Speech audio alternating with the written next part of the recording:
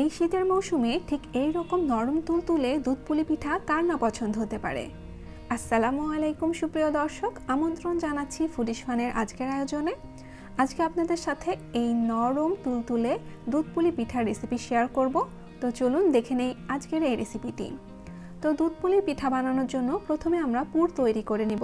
এর জন্য প্যানে 1 টেবিল চামচ ঘি দিয়ে দিলাম 1/4 কাপ সুজি। এখন এই ঘি আর সুজি ভেজে নিতে হবে। ভাজার এক পর্যায়ে যখন দেখবেন সুজির কালার পরিবর্তন হয়ে গিয়েছে এবং সুন্দর একটা গন্ধ বের হচ্ছে, তখন এর মধ্যে দিয়ে দিতে হবে 1 কাপ নারকেল কোড়া, 1/2 কাপ তরল দুধ আর 1/2 কাপ খেজুরের গুড়। তবে আপনারা চাইলে এই খেজুরের গুড়ের পরিবর্তে চিনিও ব্যবহার করতে পারেন। এখন এইগুলো নেড়ে মিশিয়ে নিতে হবে। আর এগুলো নেড়ে মিশিয়ে রান্না করার এক পর্যায়ে যখন দেখবেন এই পুরটা প্যানের গা ছেড়ে এক জায়গায় হয়ে এসেছে, তখন চুলার জাল বন্ধ করে দিতে হবে আর এটা ঠান্ডা করে নিতে হবে। রান্নার এই পর্যায়ে পুলি পিঠার খামিরটা তৈরি করে নিব। এর জন্য আমি একটা ননস্টিক প্যানের মধ্যে 2.5 কাপ পানি দিয়ে দিলাম।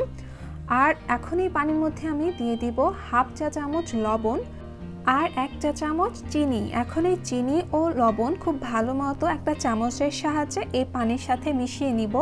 আর ভালো মতো মেশানো হয়ে গেলে চুলার জাল অন করে দিয়ে এটাকে রান্না করতে হবে যতক্ষণ না পানিতে বলক উঠে আসছে। যখন পানি ফুটতে শুরু করবে তখন এর মধ্যে দিয়ে দিতে হবে 2 কাপ শুকনো চালের গুঁড়া।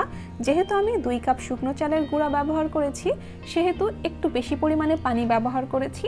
তবে আপনারা যদি ভেজা চালের গুঁড়া ব্যবহার করেন, সেক্ষেত্রে চালের গুঁড়া ও পানির পরিমাপ সমান রাখবেন।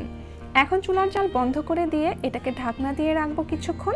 এর মধ্যেই খামিরটা কিছুটা সেদ্ধ হয়ে যাবে আর ঠান্ডাও হয়ে আসবে। খামিরটা মোটামুটি ঠান্ডা হয়ে এসেছে। এখন এইগুলোকে আমি একটা বাটিতে উঠিয়ে নিচ্ছি। এর মধ্যে আমি দিয়ে দিলাম 1 চা চামচ ঘি। এখন এই ঘি দিয়ে খুব ভালো মতো এই ডোটাকে আমি মাখিয়ে নিচ্ছি। এইভাবে মাখিয়ে এই ডোটাকে মসৃণ করে নিতে হবে। যখন এটা সুন্দরভাবে তৈরি করে নেওয়া হয়ে যাবে, তখন এইখান থেকে এরকম ছোট ছোট টুকরো করে লেচি কেটে নিতে হবে। এর ফলে পিঠাগুলো বানানোর পরে একই সাইজের হবে।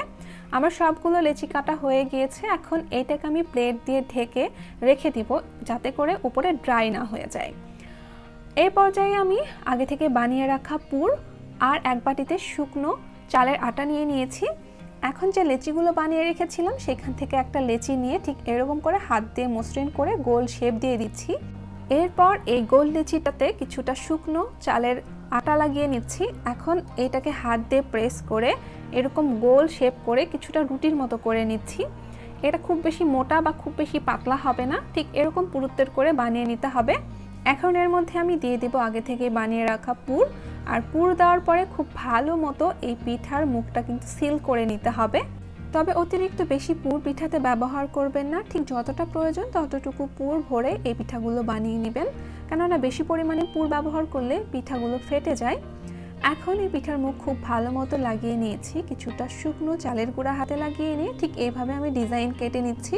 তবে আপনাদের পছন্দ মতো যে কোনো ডিজাইন আপনারা কাটতে পারেন, আবার চাইলে কোনো রকম ডিজাইন না করে পিঠাগুলো বানিয়ে নিতে পারেন। আর এভাবেই কিন্তু সবগুলো পিঠা আমি বানিয়ে নিয়েছি। সবগুলো পিঠা বানানোর পরে দেখতে কতটা সুন্দর হয়েছে তা হয়তো দেখে বুঝতে পারছেন। এখন এই দুধ পুলি রান্না করার পালা। এর জন্য চুলায় একটা পাত্র বসিয়ে দিয়েছি। এর মধ্যে আমি 1.5 লিটার তরল দুধ দিয়ে দিলাম 2টা সাদা এলাচ আর সামান্য একটু লবণ। তবে আপনারা চাইলে লবণটা স্কিপ করতে পারেন। এখন এই দুধটাকে জাল করে নিব। যখন দেখবেন এই দুধের মধ্যে বলক চলে এসেছে, তখন এর মধ্যে দিয়ে দিতে হবে আগেই বানিয়ে রাখা পুলি পিঠাগুলো। আর পুলি পিঠাগুলো দিয়ে চুলার জাল কিন্তু লো মিডিয়ামের মাঝামাঝিতে রাখবেন। হাই হিটে রান্না করলে এই পিঠাগুলো ভেঙে যাওয়ার সম্ভাবনা আছে। আর এই পিঠাগুলো কিন্তু খুব বেশি নাড়াচাড়া করা যাবে না, হালকা একটু এরকম করে নেড়ে দিবেন। আর রান্না করার এক পর্যায়ে যখন দেখবেন খুব ভালো মতো দুধটা ফুটে উঠেছে পিঠাগুলো দেওয়ার পরে, তখন 1/4 কাপ দুধের সাথে 1 চা চামচ শুকনো চালের গুঁড়া খুব ভালো মতো মিশিয়ে নিয়ে এর মধ্যে ঢেলে দিতে হবে। তারপর একটু হালকা নেড়ে দিতে হবে। আবারও এটাকে রান্না করতে হবে যতক্ষণ না এই পুলি পিঠার ঘনত্ব একদম পারফেক্ট হচ্ছে। যখন দেখবেন এই পুলি পিঠার ঘনত্ব বেশ গাঢ় হয়ে এসেছে, তখন চুলার জাল বন্ধ করে দিয়ে 4 থেকে 5 মিনিট অপেক্ষা করবেন। তারপর এর মধ্যে দিয়ে দিতে হবে 1/2 কাপ খেজুরের গুড়। আর এই গুড়টা দেওয়ার পরে ভালো মতো নেড়ে মিশিয়ে নিতে হবে। এরকম হালকা একটু ঠান্ডা করে গুড়টা ব্যবহার করার কারণ অনেক সময় গরম দুধের মধ্যে গুড় ব্যবহার করলে দুধ ফেটে যায়। তো দেখে নিলেন তো কত সহজ এবং কত সুন্দর পারফেক্টলি এইভাবে দুধ পুলি পিঠা বানিয়ে নেওয়া যায়। এই শীতে অবশ্যই সকলের জন্য বাসায় তৈরি করবেন, সকলে খেয়ে খুবই প্রশংসা করবে। তো আজকের রেসিপিটা ভালো লাগলে অবশ্যই আমাকে কমেন্টে জানাবেন, আর পরবর্তীতে এরকম সহজ ও নতুন রেসিপিস পেতে আমার চ্যানেলটি সাবস্ক্রাইব করে পাশে থাকবেন। আজকের মতো এখানেই শেষ করছি। আল্লাহ হাফেজ।